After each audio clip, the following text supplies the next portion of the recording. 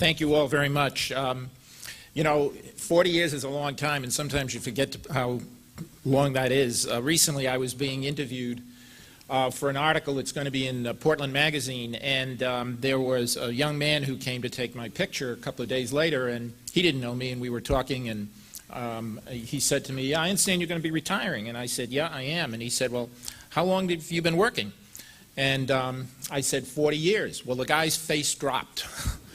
He said, 40 years. And then he repeated himself, 40 years. He said, "My God," he said, "I'm in my mid-20s. I hope to be retired by the time I'm 40. And I said, "Well, good luck to you."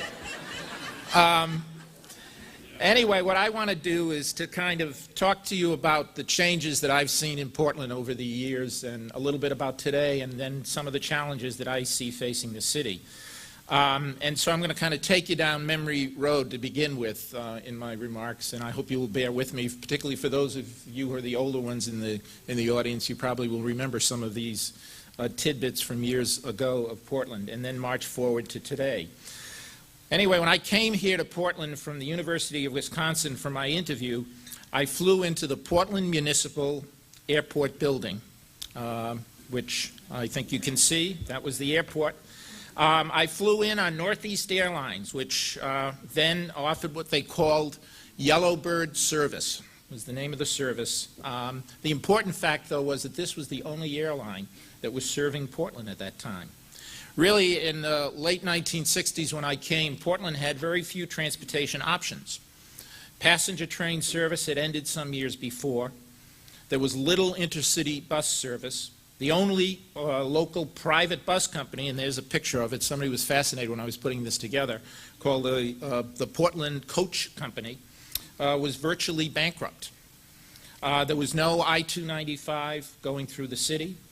The city, with its own dollars, though, was buying property and planning on building a cross-peninsula roadway known as the Franklin Arterial. When I finished my interview, I had time before my return flight, and I asked where I should go, and I was directed to Congress Street, which was clearly Portland's business and retail center. The first new office building since the 1920s was then under construction. It was then called the Casco Bank Building, now One Monument Square. Monument Square was not the pedestrian wall of today, but had cars circulating around the Lady of Victory's War Memorial statue. Spring Street, right out in front of this hotel, was a narrow two-lane road with homes. In fact, there were homes located right here where this hotel is located today. There was a vague talk of widening Spring Street with this new hotel and a civic center. And had I thought about staying over, I had the choice of what was then the premier hotel of the city, the Eastland, and there were some other choices, such as the Executive Inn and something called the St. Regis Hotel. Again, they were all older hotels, and like the office buildings, really had served their time. There was talk then that Canal Bank, which was located down where Key Bank is now located, was thinking about doing a new office complex. One city center was then known as the Golden Triangle. There was Angeloni's Pizza in location. Ralph Emergent had an appliance store. And for those who liked Jewish corned beef and tongue sandwiches, there was George's Deli across the street.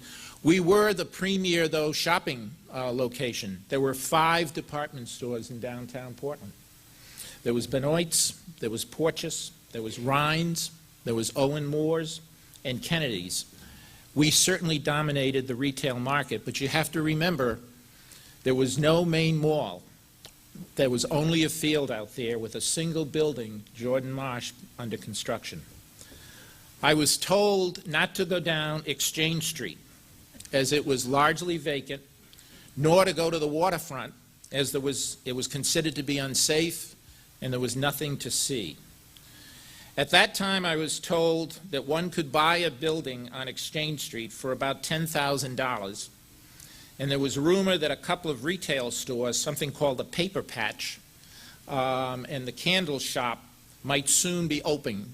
So things might be looking up, might be looking up. It was one of those if-only moments, the ones all of us have had at various times in our life. If only we had had the money. Fortunately for me and for my family, working for the city of Portland was not another if-only moment.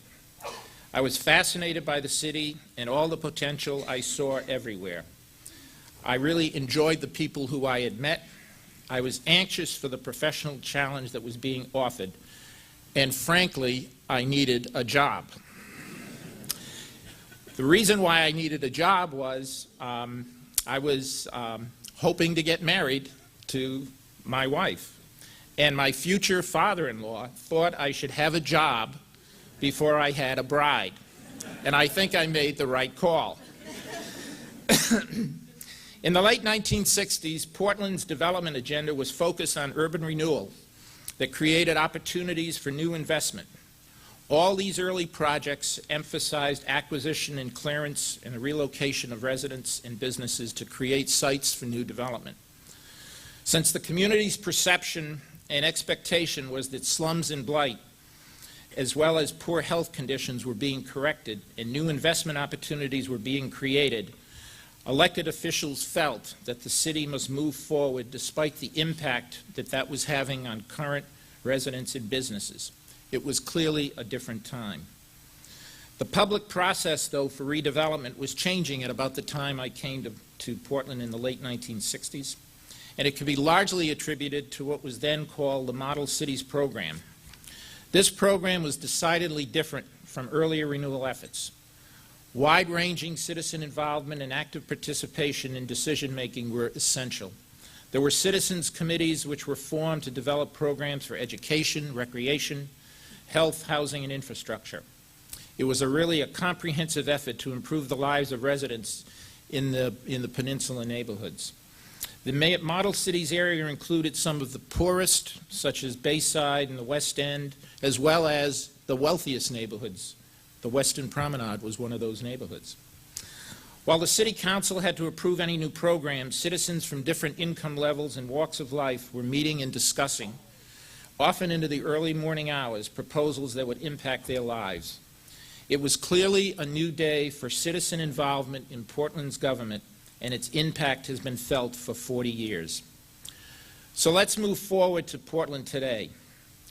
We are no longer an isolated city in terms of transportation. As business people, you all know how important these options are in the 21st century business world. Our jetport is now served by 7 airlines, carrying nearly 1.8 million passengers with an average of 45 flights a day. I contrast this to when I visit family out in Lincoln, Nebraska, a city 3 times this size, the university and the state capital. It's served by 2 airlines. There is now nonstop service to Toronto, Detroit, Chicago, Washington, Baltimore, Atlanta, and Orlando. The jetport later this year will complete a $75 million, 132,000 square foot expansion, currently the largest construction job in Maine. It will have state-of-the-art facilities and the expected introduction of Southwest Airlines. We have Amtrak passenger rail service to Boston, which will soon be expanded to Freeport and Brunswick, and we have excellent hourly intercity bus service. We are continuing to transition our downtown from the decline of the 1970s and 80s into a more diverse downtown with a continued retail presence, and I'm so pleased that as I'm leaving that presence was reinforced with the decision of Rennie's to open in the downtown. We have a growing arts and cultural community, a variety of restaurants, which has given Portland a reputation as one of the top 5 culinary capitals in the United States. We have a civic center and a strong office and financial presence. In my view, one of the best decisions the city made over these many years with regard to our downtown was to avoid the traditional approach of many older northeastern cities and tear down much of the older fabric of the city. Close your eyes and imagine Exchange Street without its unique architecture. Know that when Canal Plaza was being planned, there were discussions of tearing down part of the buildings fronting on Exchange Street and bringing the Canal Plaza design to Exchange Street. Certainly, the face of the city has changed dramatically over these years as refugees and immigrants from all over the world now call Maine and Portland home. Currently, over 40 languages are spoken in our city schools. I see the cultural diversity as one of the greatest strengths that the city will have going forward, and as city manager, recognizing that, I instituted a multicultural advisory committee as a forum for listening and learning. And it will be very interesting in about 2 months when the 2010 census figures come out with regard to that statistic as it relates to the changing face of the city. We can take pride in the fact that we are a city that has attracted and actively supports 3 minor league sport teams, the Sea Dogs, the Pirates, and the Red Claws. None of these teams were here in the early 70s. Not only is there strong local support and enthusiasm, but the teams themselves have also been exceptionally generous as community members. Over these many years, the city has had a growing and productive relationship with the universities, medical institutions, and research centers, and the city is a better place because of it. USM's Muskie School and its expanded business and technology program, UNE's new School of Pharmacy, Maine College of Arts' important presence on Congress Street, Maine Medical Center and Mercy Hospital's outreach in community health programs, and the Gulf of Maine Research Institute are all examples of engagement with the city that did not exist 40 years ago, and I expect will only grow. The physical appearance of the city continues to change, and presently the area in greatest transition is Bayside. Throughout the 70s, throughout the 70s and 80s, and most of the 90s, in fact, this neighborhood behind City Hall was largely untouched as the city focused on the downtown, the waterfront, and other neighborhood issues. Much progress has been made in Bayside over the past 10 years with the construction of the AAA and Intermed buildings, new housing, various commercial and financial enterprises, Whole Foods, Trader Joe's, and the recently completed Bayside Trail, and my personal favorite, the return of Miss Portland Diner. The same transition is happening for our eastern waterfront, including the Maine State Pier, Ocean Gateway, and the Uplands area. Completion of the new deep-water pier called the Mega Berth will give us more flexibility in attracting the next generation of cruise ships. Last year, 75,000 cruise ship passengers visited our city, and based on the bookings for the 2011, we can expect almost 95,000 passengers.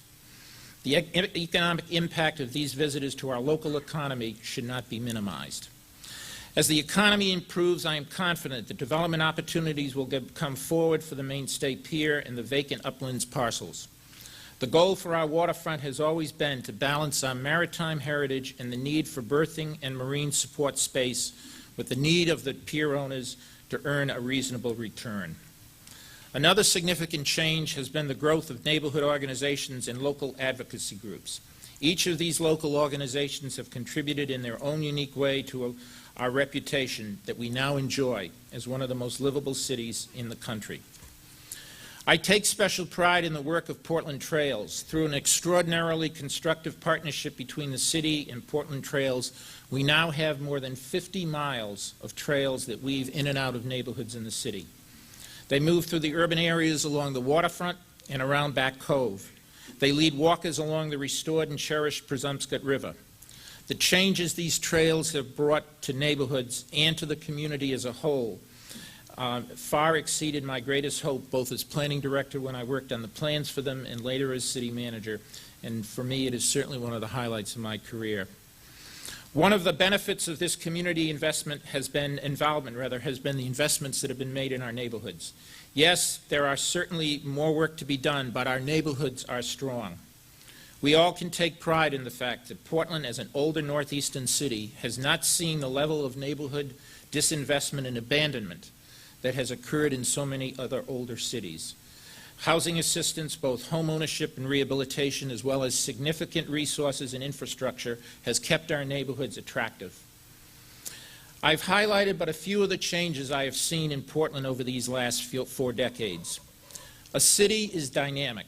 Cities must be nurtured, maintained, and allowed to regenerate. I believe we can be proud of how we have shaped change to the uniqueness of our community and our ethic. You know, I'm in the process of cleaning out a lot of stuff out of my office. I can't take it home. And I found a late 1950s downtown development plan, which interestingly enough, the Chamber co-authored with the city. There is an opening statement that has just as much value about our city today as it did when it was written more than 50 years ago. It says, in Portland, such plans must be phased and fitted to a pattern of steady change. Change must be discerning and respect those existing elements of the community that have long served the city well. So true even today. Finally, I'd like to just outline some of the challenges which I see facing the city going forward. And there are three that I want to focus on. One is going to be the new governmental structure. The second is the fiscal stability of the city. And the third is the new face of economic development. We all know we are going to have an elected mayor. Under the new system, the mayor will play a new and more highly visible role for the city. The city manager, however, will continue to be hired by and responsible to the full city council, not just the mayor. The manager will continue as the CEO of the city with full responsibilities for day-to-day operations, preparation of the budget, and personnel decisions, including the hiring of department heads.